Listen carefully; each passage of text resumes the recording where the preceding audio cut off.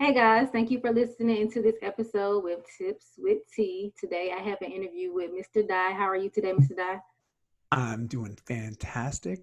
How are you? I'm doing well. It's chilly today, but I'm doing well.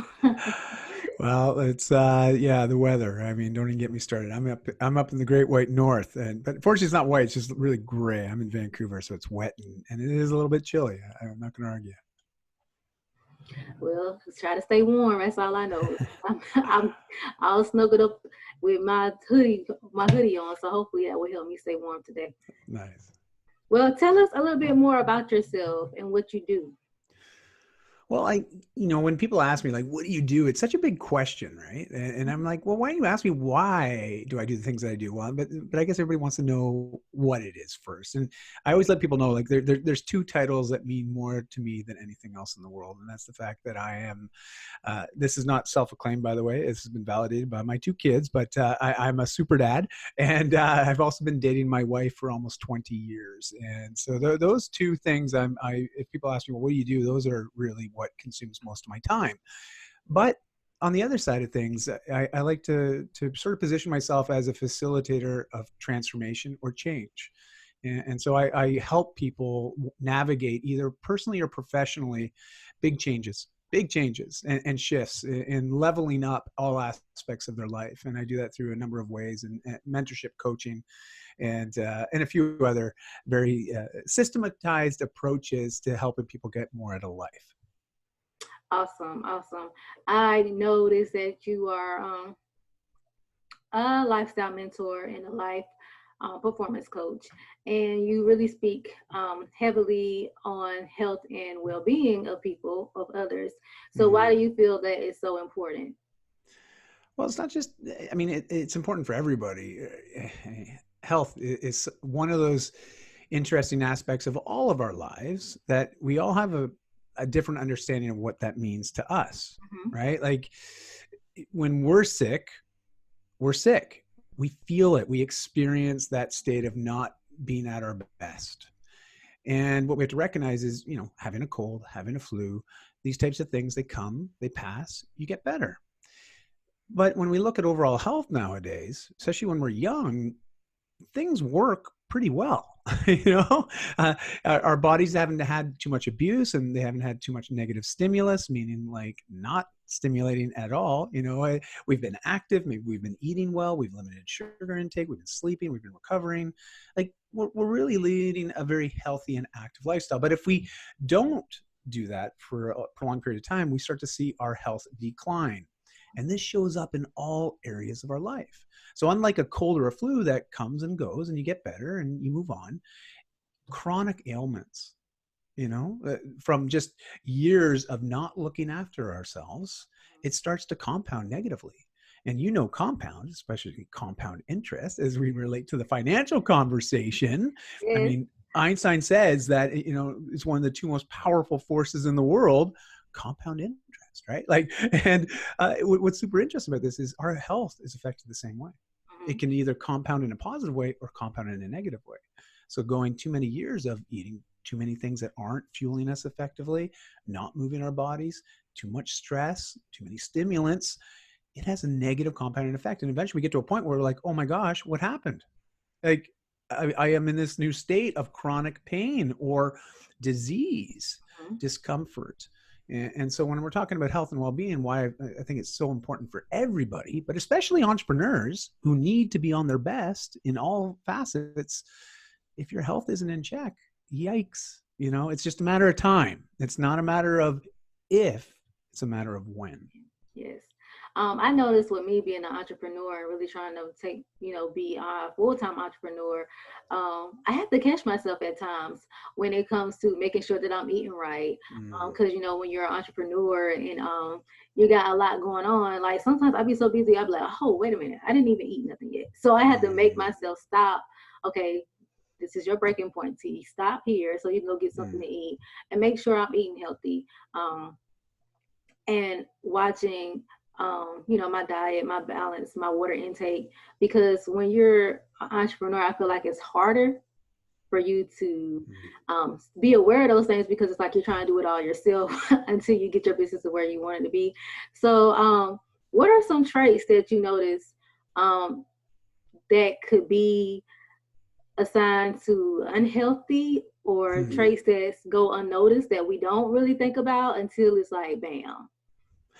Well, one is just mobility, our ability to move our bodies, like without load. So I'm not talking about, going to the gym, grabbing some heavy weights or kettlebells and stuff like that. I'm not even talking about taking a backpack and filling it with some weights and going for a walk. That's applying load and stress to our bodies, which can create a very uh, positive effect if we're looking to see improvements in certain areas. But I'm just talking about your body carrying your weight, your load, and your ability to move well, because that gets compromised. And there's an adage, or it's almost cliche now, but you've probably heard this, if you don't move it, you're going to lose it. And this applies, like, especially with entrepreneurs. We leverage technology a lot. It's just part of the way the world works now. And a lot of businesses leverage a lot of technology. So we find ourselves in front of screens a lot, Right, whether it be on a phone or on a tablet, on a laptop, in front of a TV or a presentation screen. right. We have a lot of this downtime where we tend to find ourselves seated. You compound this day after day after day, month, year, right? Mhm. Go decades. Your body, because it hasn't been moved, you start to see a little bit of what's called decrepitude. And this is what we see, especially in the aging population, is you see this degradation of the body, your skeletal system, so your actual bones, and then a lot of the soft tissue systems, ligaments, tendons, they're not as pliable any longer, or not as rigid, and your muscles start to atrophy, so they actually start to catabolize themselves, which means that you start to lose muscle mass on top of that.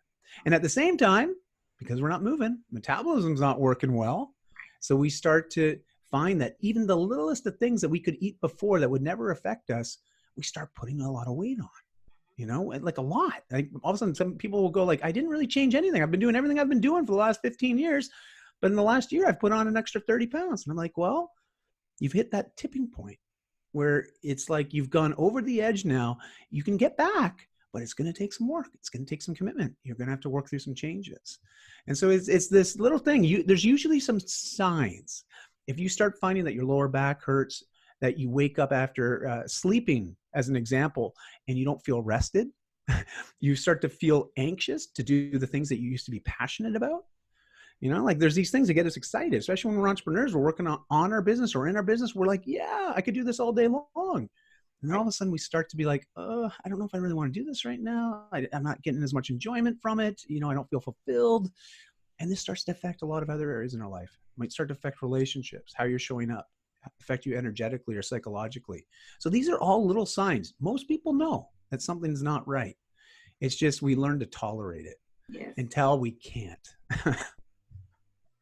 Well, that's amazing because where you never think about how mobility will not being mobile, or your mobility is very, very important.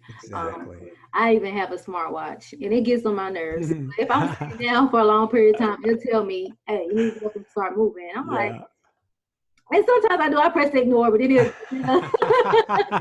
If I'm I'm in a glad you're honest. It's if I'm in great. the middle of something, I'll press ignore, and then like 10, 15 minutes later, you still have not. You have to move. It's time to get up, start moving. So I'll get up and I'll start moving. But I do think we just need to take that time though to ourselves during the day, just to go, maybe to go out, take a walk, take in the fresh air, um, Hmm.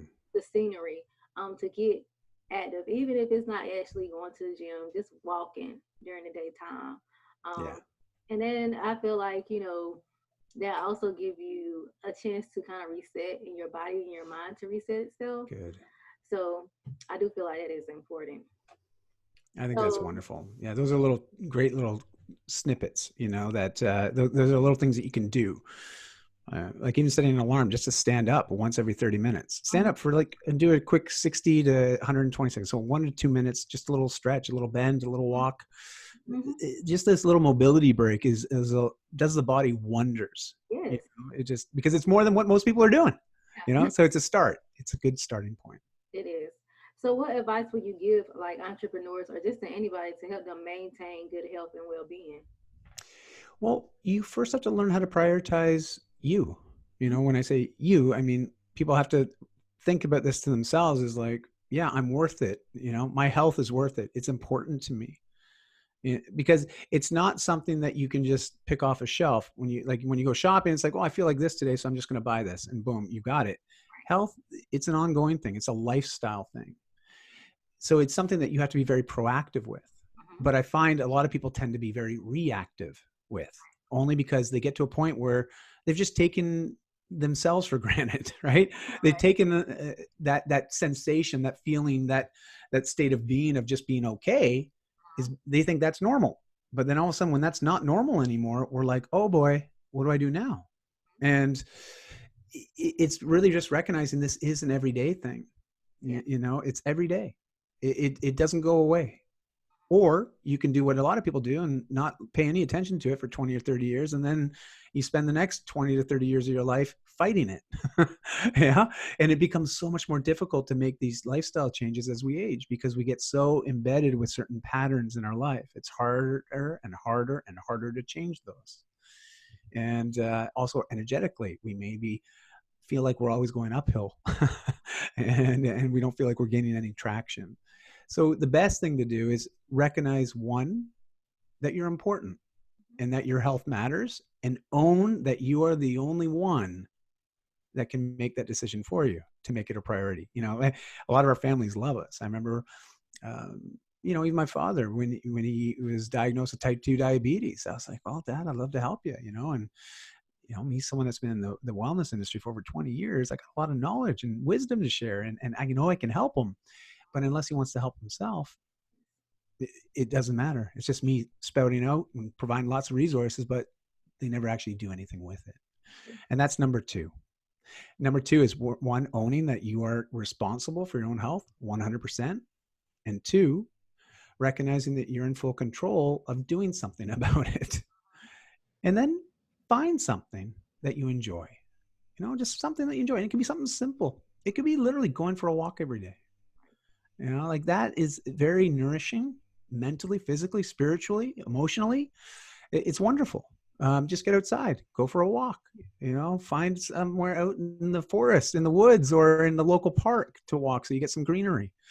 And it's very nourishing. One thing, stop eating sugar for a little while, or at least try to eliminate it as best you can. That one little thing will make a big difference to your blood sugar levels, which will affect your energy levels. It affects your stress levels, it affects your sleep. It just makes such a big difference on so many levels. But just notice how that's just one little thing, just taking sugar out of the equation. And so these are a couple of little things. There's small little steps to start with, but as you build momentum, you'll notice that you start to feel much better. You start to have better energy. And if you're an entrepreneur and you start to have better energy in your business, you become more focused, more clear, you start to make different decisions. You start to show up differently. Every entrepreneur I work with, everyone, within 3 months, they've noticed a massive spike in productivity at work, but also in team culture. And thirdly, in sales, in actual returns on the same amount of time that they were spending before, but now all of a sudden they're producing so much more. Mm-hmm. And it's amazing how much health influences so many aspects of our life, including our professional life. It is, when you were just sitting there talking about it, because like I have a thing for sweets, and I know I need to eliminate sweets. Notice like if I consume a lot of sweets, it is like starts to affect my skin. Yeah. So that's one of the first signs I'm like, okay, well, Tier, you need to stop eating sweets as much. But I didn't know that it can mess with your stress level and stuff like that. I didn't know Mm, that it had that type of reaction when you consume so yeah. much of sweets. And Well, then yeah, it's amazing. Sorry, go ahead. and then when we as humans we tend to have the sweets to be our comfort food, not realizing that it's really not Mm, being a comfort to us in the long run because it's yeah. messing around with our overall health. I always joke, and this is something that I love, especially when I have two daughters. They're 15 and 17 now, but when they were little kids, I mean, we used to have these conversations with them, because I tend to also attract a lot of parents to what I do, because I'm a parent. We tend to attract clients that are very much like us, and they always say, well, how do you just how do you help your kids have a better relationship with food? And it's like, well, we talk about it, but Mm-hmm. we teach them how to be mindful of the effects of the things that they eat. Basically, the stuff they put in their mouth, how does it affect them on all levels? And it's just by asking them questions after they've eaten, especially as little kids. So I remember they'd eat something sugary, they'd have a treat, and it was a real treat. So it wasn't an everyday thing. If it's an everyday thing, that's just part of your lifestyle. Don't call it a treat. It's like part of the normal. But if it's something that's truly a treat, it's every once in a while. And I remember, them having these cupcakes this one time, and beautiful cupcakes. There was a bit of a craze. I don't know if you remember that, but when there were cupcake stores opening up all over the place, specialty cupcake stores. And I remember taking them this one, and they had these cupcakes, and they were like the mini ones, but for little girls, it looked huge. And I remember them eating that, and just asking them, "How you feeling after the fact?" Well, they felt great. Immediately after eating it, within minutes, they're like, "Woo!" You could see it in kids, right? 15 minutes later, they were nitpicking at each other. They were yawning. They were irritable. Like they were crying. Like it was just like, seriously, like they were just on an emotional roller coaster. And what you don't realize is kids, they're much more sensitive to it because they're smaller people. So these types of things affect them so much more quickly and more drastically. But us, as we age, we have the same things happening inside of us biologically. Same thing. It's just we've learned to build up certain tolerances to things, but we've also just learned to navigate and mask our emotions a little bit better, And so we have to realize, we can learn a lot from just watching children and what they do. Look at them play. They're not working out. They're not like, "Hey, mom, check out me. I'm doing burpees." No, I mean, they're there just in the park playing, being active. And so we can learn a lot from kids, just watching them and watching how they move every day, how they engage, their attitude. So I tell everybody, just treat life a little bit more like a child playing, and I think you'll start having more fun, and you'll start to do things that make a lot more sense intuitively. You just starts to feel like you're doing the right things without thinking that you're actually doing something like work. Right. That's awesome. I would never think. I would never think that. Like I'm very. I mean, I would never think that. Even when I just know that the kids, I have godchildren, so I get them from time to time. Yeah. So I know whenever they get that sugar rush, it's like, watch out. they be on cloud. They be on cloud 9. Yeah. And they come down, it's like I look better, they're sluggish or they're ill, or next thing I know they're taking a nap, and I'm like, I know it sounds like, yes, they're taking a nap, but not because they came off the sugar rush, but not thinking how it don't affect their bodies and the sugar made them feel that way. So I would be very mindful.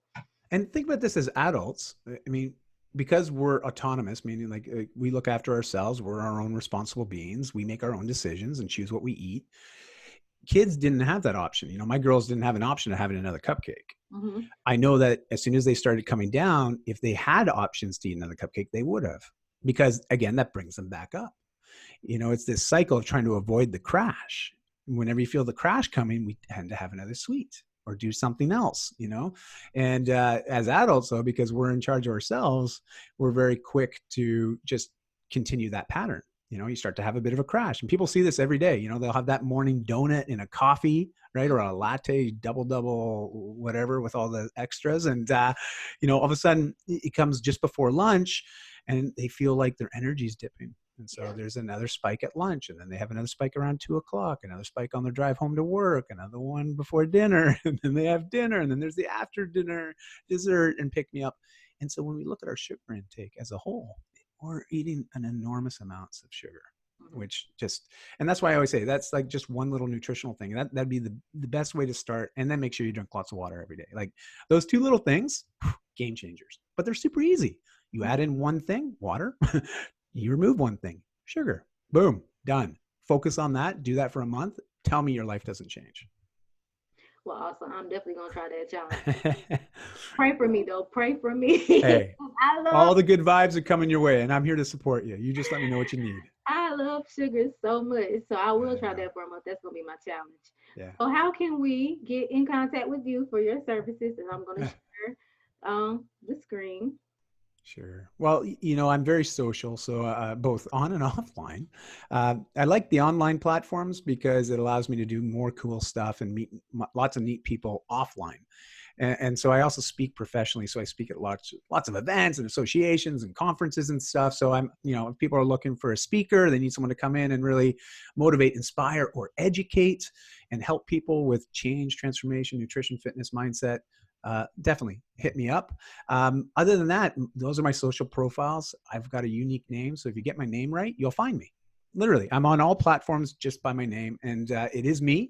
I always say, give me a couple days grace if I don't get back to you right away, because it's always me that gets back to people. So any inquiries that come in, either on social media or via email or anything, like it's always me you get. And just knowing that, give me a little bit of grace if I don't get back to you right away, but I will get back to you. So, and I love these conversations. If you go to my blog, daimanuel.com, there's over 1,500 articles, all in the theme of helping you live a better life and really providing great resources to empower change in you. So dive into that. Any questions, let me know.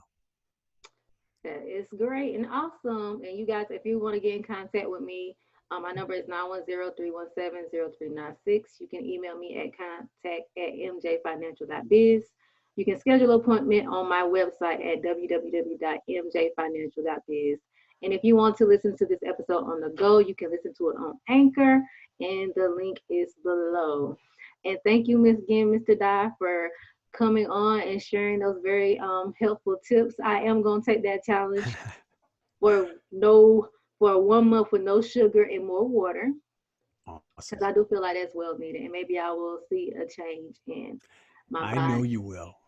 and my stress levels. And Tiara, thank you so much for the opportunity to connect with your community. I really appreciate these conversations. I think it's amazing at opening up people's eyes and awareness to ways that they can literally take a little bit of information and see massive impact in their own life and the lives of those that matter most to them. So I thank you for being a contributor of making great content to further people along in this crazy journey called life. So thank you. Hats off to you. Well, thank you.